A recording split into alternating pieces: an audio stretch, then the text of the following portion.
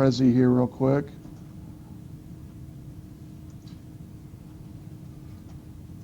How many's used lights before? Anybody use lights at all? Okay, one person. Okay. I did. All right. Well, we're going to talk about lights. You notice I have the two lights up here on both sides of the room, the backdrop, and then the light box. So what does lights do? Well, first thing it's going to do in a room like this or in any type of room, it's going to be add softness to the light itself by giving a soft bounce to the lights. I'll point this away and show you real quick. And so it's going to give a flash strobe on these type of lights, and it's a reflector actually on these that actually bounce off.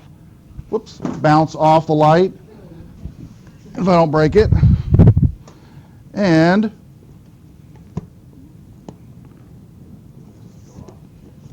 yeah, exactly.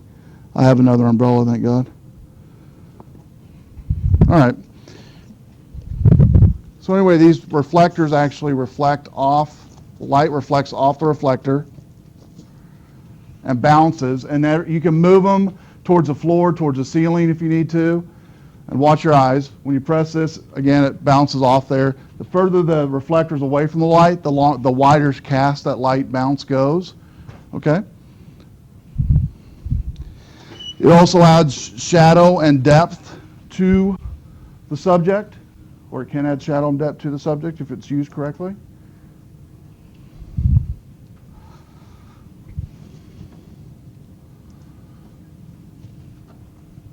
They are very inexpensive. They're very cheap to purchase. Yes, one of these here you're looking at here, individually these only cost about $25. So they're pretty inexpensive to purchase. Two types is reflective, like the one we're using here. This is a reflective light, and they are, as you can see, fairly easy to fix if you bend them. Shoot through, this is the most popular. The shoot through actually looks like a white sheet with a light behind it, and you can actually drop it over your subject on the left or right or top, whatever. They usually have like a boom drop on it, like a broomstick kind of handle. Actually, you can drop it. We'll see one in just a second. The one we're using for this lab and for our portrait lab in a few weeks is reflective. The shoot-through is white and are the ones I recommend, and they're around $20 a piece. Okay? They come with a multi-stick. What that means is they'll have break points in the stick on the white one where you can actually bend them and move them, and then this piece here would be white, and you'll see a picture one in just a second, and the light would actually pass through it easily.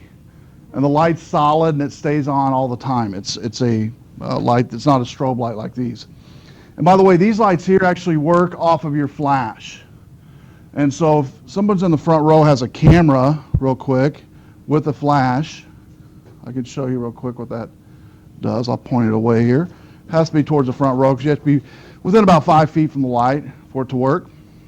And both of these will actually go off, whoever uses the first one. And it's, again, triggered by the flash, and you just have to have your tripod within a 3 to 5 foot circumference. Anybody?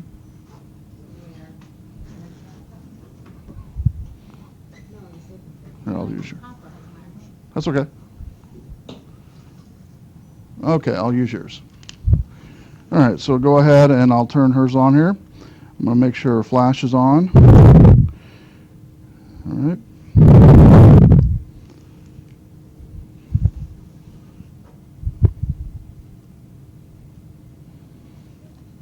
Turn it towards...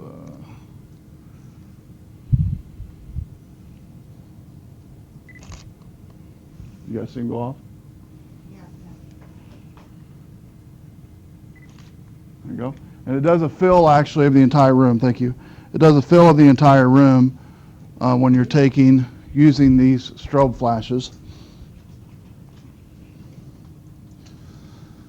The next type is the strobe flashes, as I mentioned, like these usually have a black backing and a silver lining on the inside for the reflective part. The one that's most popular today are like these, a shoot through. If you got, anybody like IKEA or been to IKEA before? The China lamps, I think that's what they call them. That's what I call them. They're really cheap, made kind of cloth lamps. You guys seen those before? Kind of look like balls, basically, like this. Those are perfect for this, and they're actually cheaper too. The Chinese lanterns? The Chinese lanterns, that's what they're called. And they work really well. The Chinese lanterns do. So if you can't, these actually only cost about 25 bucks, this setup here, for one pole and light. The Chinese, you can get those really inexpensive at IKEA, very inexpensive. Let me just fix this while we're talking. Camera Craft has these in stock, both the ones you're seeing tonight and also the pass-through. The reason those are called pass-through on the overhead is because of what you think. There you go, pretty simple. The light passes through. If you want to use a real cheap version, you can use a pillow chamois. A white pillow chamois works as well. I've done that before. It works just fine. And a white pillow chamois you can actually put over a lamp in the living room or near the subject, and it serves the same function, and it works. You notice this one has a static light in it at all times. The light is on all the time on these pass-throughs. You can get these bulbs here all the time lighting, but these I like, for students anyway, it's great to learn because it syncs with your flash. And it fills up there's no going wrong with these type of lights here. These are a little bit more expensive, the flashlights. They cost about, for the total set, you get 2 lights, 2 umbrellas, 2 stands, 2 extra lights for like $100, something like that in total for everything. But these here individually, you can buy individual, like I said, for about $25, $30. Then the next, some of you already came up and looked at this, is the light box. The light box, if you flip your head like this and look at it, the light box actually looks like that there. The blue is what the object sits on. Up here at the table, when you come up and look at them in just a second, I just have and you guys might have seen this in the macro photography. I took one earlier today of this and put it in there. But it gives a really good lighting of the tiny object that you're getting a photo of for eBay or whatever the case may be. And those are about $20, $25, somewhere around there.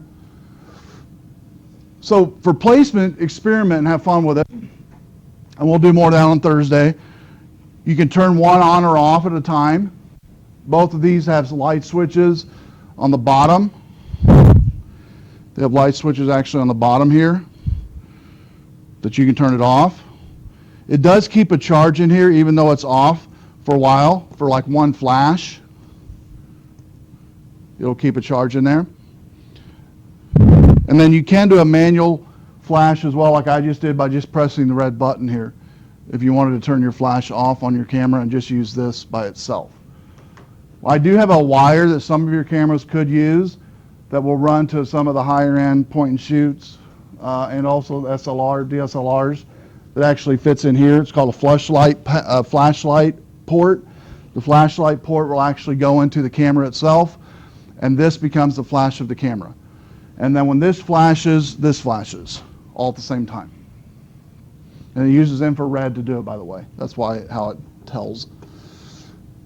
Point to the ground for saturation. You can point one of these to the ground, like this one is here. You can actually bring it down lower.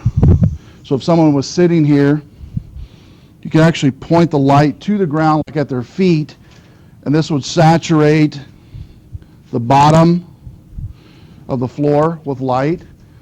And also you could saturate the backdrop as well. You can point these also to the ceiling for a bounce effect. You go to the ceiling and down. And these do move and pivot real easy.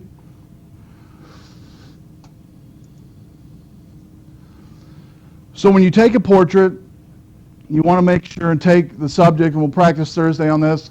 You have a front view, a side view, a look up view, don't look down view of the subject. Always make the subject pose as natural as possible.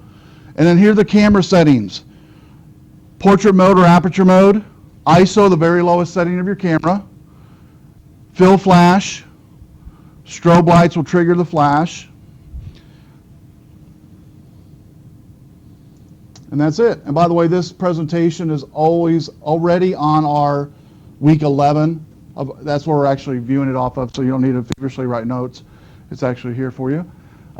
So this is great for you to have and practice. Week 11, and then this Thursday we're going to be doing a portrait lab simulation basically.